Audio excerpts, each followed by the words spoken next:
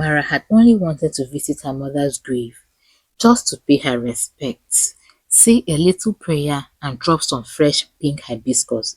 But life, as usual, said not today.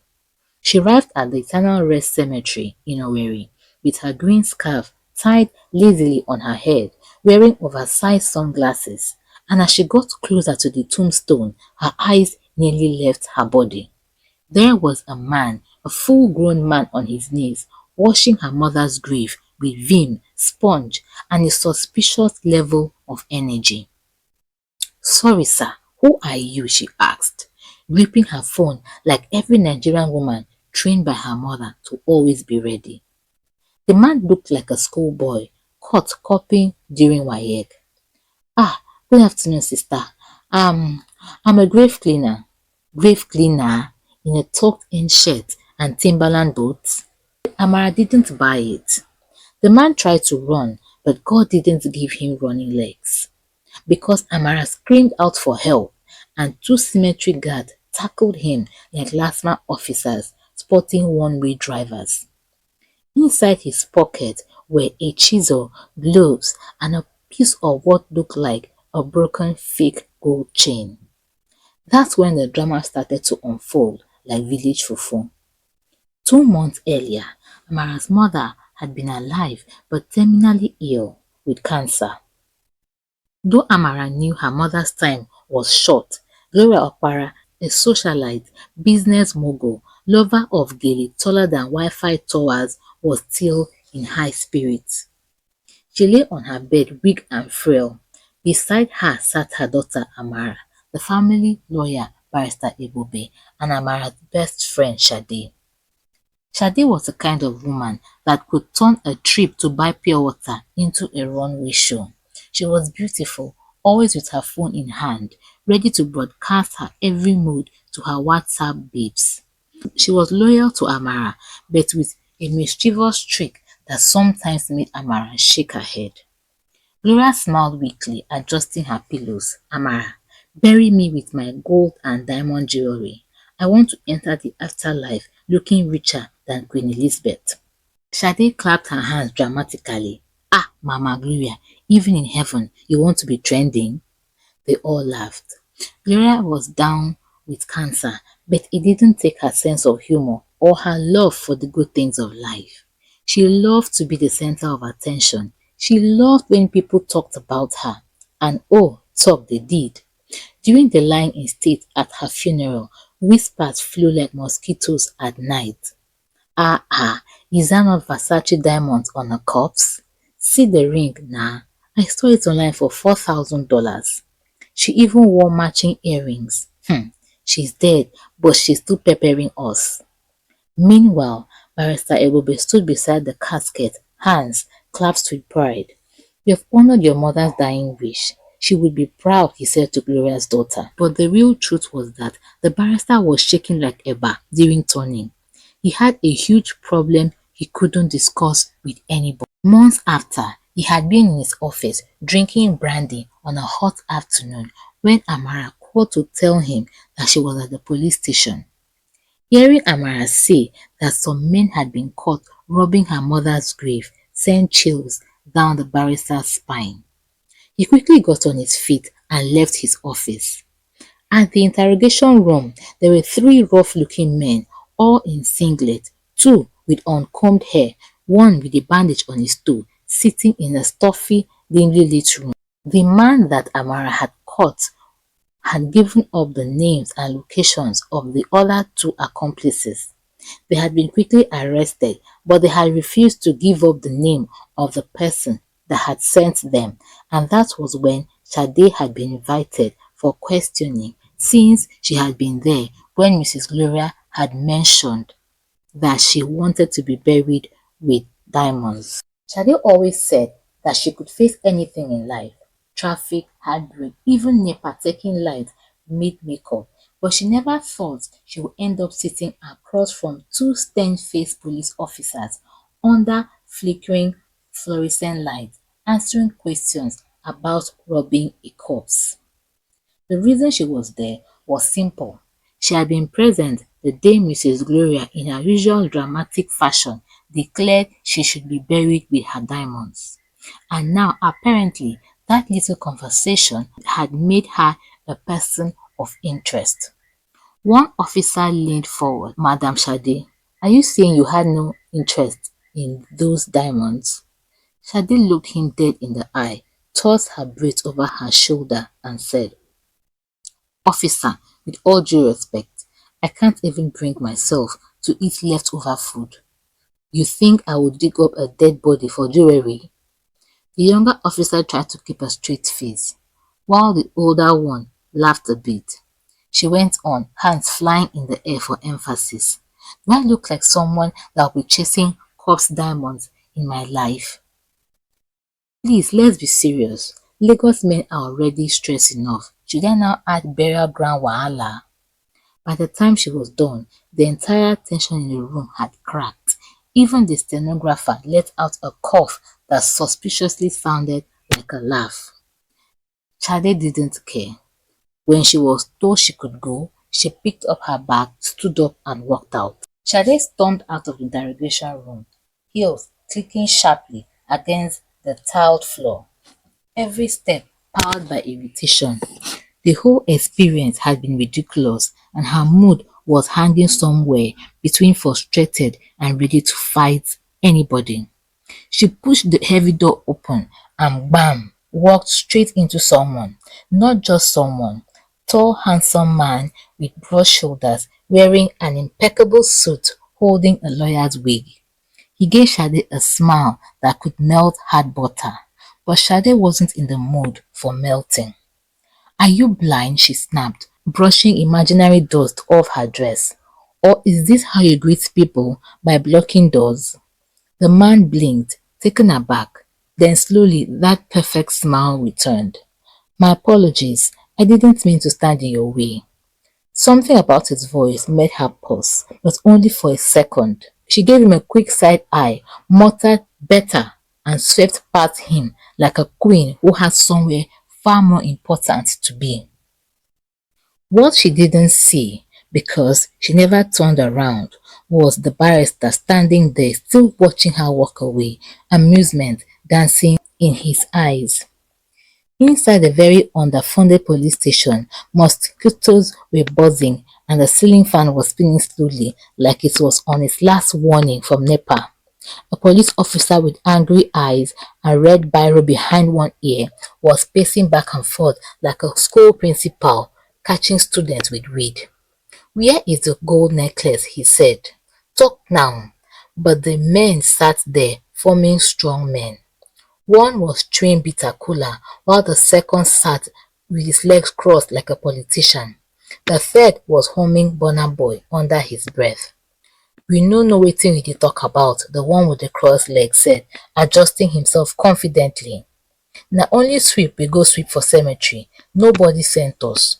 How you take sweep, open dead casket, thief things? The policeman asked them, but none of them answered. Another policeman brought out a long koboko. Ah, oga, wetin be dis na? You wan beat person wey never chop? Another officer entered the room. This one had red eyes like he hadn't slept in 3 days. He didn't speak. He just went to the corner, picked up a sachet of sniper and placed it on the table. The three men stared at each other. The red-eyed police officer poured a little on a spoon and stirred it with his finger. Wait, wetin be this? The chewing one asked, now looking unsure. Holy chemical. For people wey like to keep secret, the officer replied, grinning like someone about to fry akara. Make we first comot their trousers, another officer said from the back. E dey make them talk faster. At that moment, the fake boldness evaporated. The one with the bandage on his toe screamed, abeg, I go talk. I swear, na Barrister Akpobe sent us. He said make we collect everything, come give am. Na him talk am, no be me o. The other two joined instantly. Na true. We no even know say na fake diamond. Na when we go to sell am, na that time we know. The three miscreants had tried double-crossing the barrister by trying to sell the jewelries instead of giving it to him and collecting their payment. Oga no use sniper on us abeg, we dey innocent small. While the thieves were sweating in detention, Amara sat calmly at home, sipping zobo and smiling to herself. Apparently, Amara had dressed her late mother with fake diamonds instead of real ones. Later that day, after the barrister had left, Mrs. Gloria had said something else to her daughter. My dear, use the fake ones from Balogun market, nobody will know. The way they shine, they can blind an angel. But the barrister had not been part of the discussion and had not known that the diamonds were fake. That night, before the attempted robbery, Ebube sat in his office, shirtless, sweating, not from Nepa Wahala, but from the video on his laptop. The video that had started the stealing from the cops Wahala. You see, once upon a time, long before he started hiding grey hairs with shoe polish, Barrister Ebube was dating this fine girl called Choma. Choma was curvy, soft-spoken and dangerous. The kind of woman that would cook egusi soup with goat meat, serve it with eba and feed you like a king, then ask you for your ATM pin while licking your fingers. Though Choma was a sensational woman, she had always been high maintenance with a terrible temper. They had parted ways in good terms. Many years later, they had met at the charity gala, and guess what? Though Choma was now the deputy governor's wife, the chemistry between them was still hot. She had invited him to a guest house to discuss a court case she had over a land dispute. Next thing he knew, he was taking his clothes off. After they both enjoyed each other's body, Barrister Ebube had sat in the cool air-conditioned room and chewed fried meat while dancing to Wizkid's Essence. Choma and Barrister Ebube started reconnecting behind closed doors.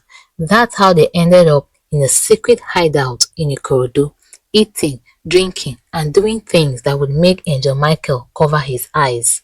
What they didn't know was that the hotel receptionist was a jobless TikToker with CCTV access. Soon after, Ebube received videos and photos of himself and Choma at the hotel from every angle. Barrister Ebube started receiving threatening texts, 5 million, or we post this video on Twitter, Instagram, even LinkedIn. Your time starts now. Barrister Ebube almost collapsed the day he read that message. His blood pressure went from NEPA to generator. He had paid 3 million already, but the blackmailer had not stopped and now he needed money fast. The deputy governor's wife couldn't help him because according to her, the deputy governor was monitoring her and she couldn't take out more than 700,000 in a month from her account. Barrister Ebube had become desperate. He just couldn't afford to be in the news for sleeping with the deputy governor's wife. It was suicidal because the deputy governor was a very cruel and vindictive man.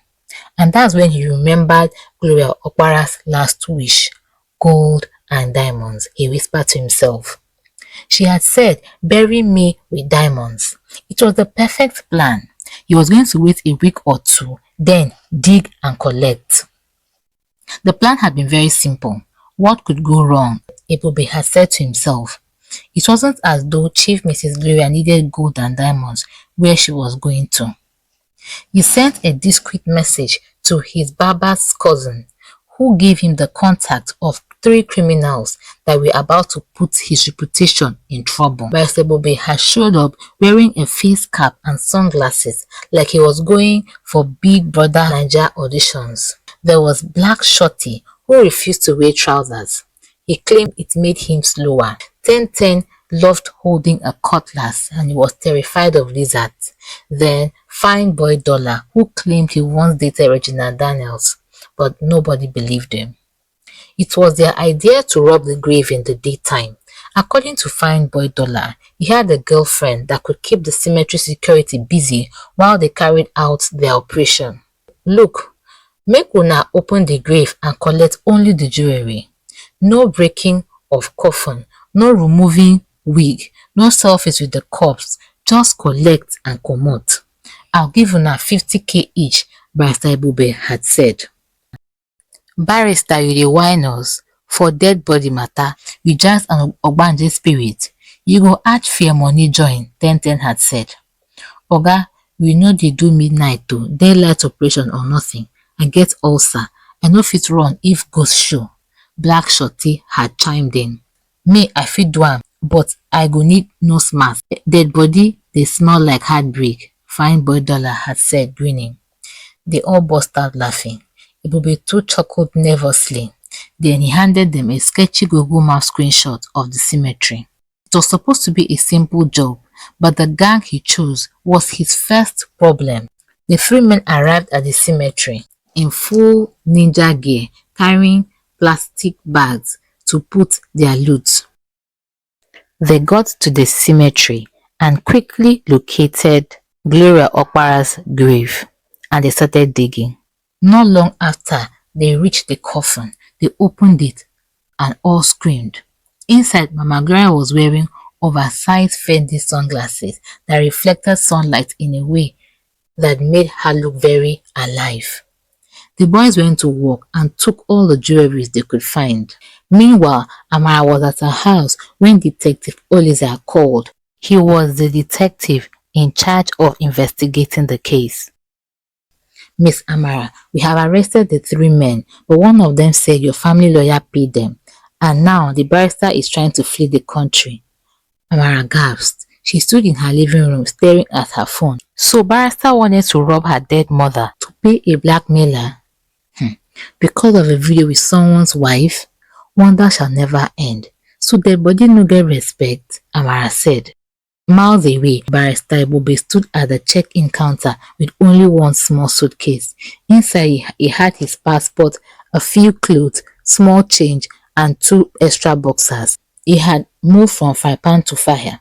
After he had sent the boys to rob the grave, they had gone incommunicado, and now they had been apprehended.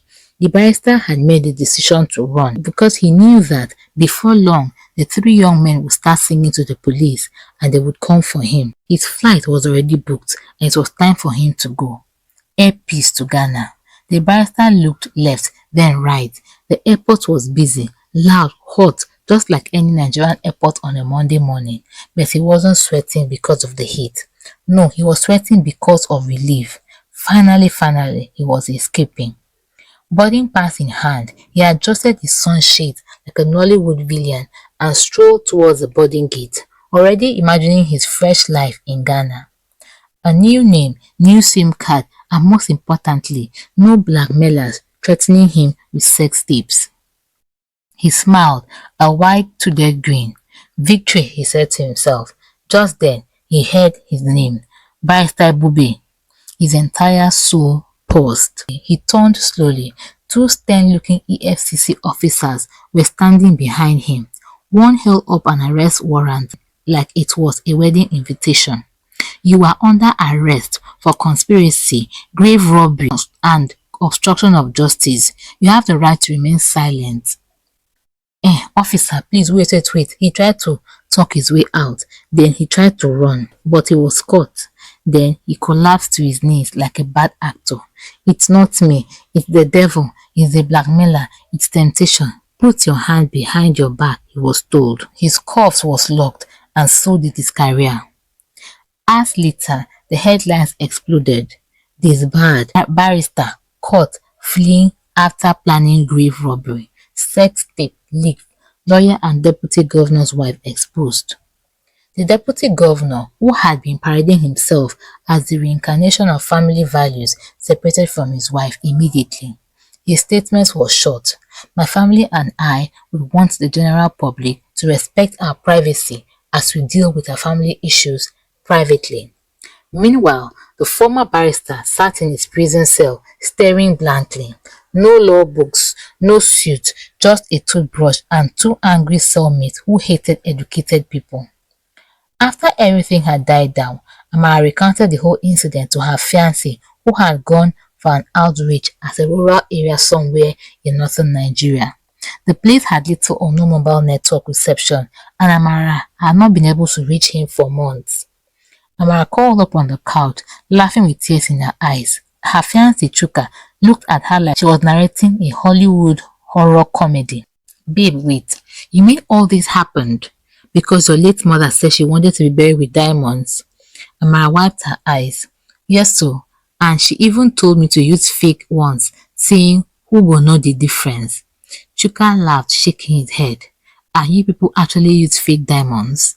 Yes, I didn't know her lawyer was struggling with blackmail over a tape of him sleeping with the deputy governor's wife, who by the way used to be his girlfriend. My dear, I nearly ran mad that period.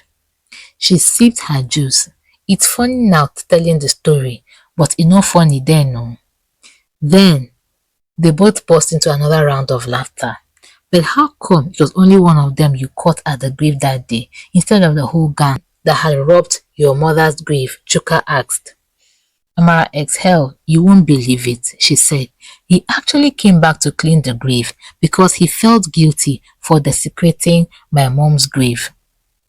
You don't mean it, Chuka said. My dear, I wonder if the guilt came before or after he found out that the things he had stolen were fake. Chuk started laughing. You know, she began, a smile tugging at her lips. If there's one good thing that came out of this whole madness, is Shadi now dating that cute barrister she ran into after her police interrogation. Chuka chuckled, shaking his head. So, in the middle of diamonds, graves and police drama, your friend managed to find love? Amaka grinned, leaning her head against his shoulder. Exactly.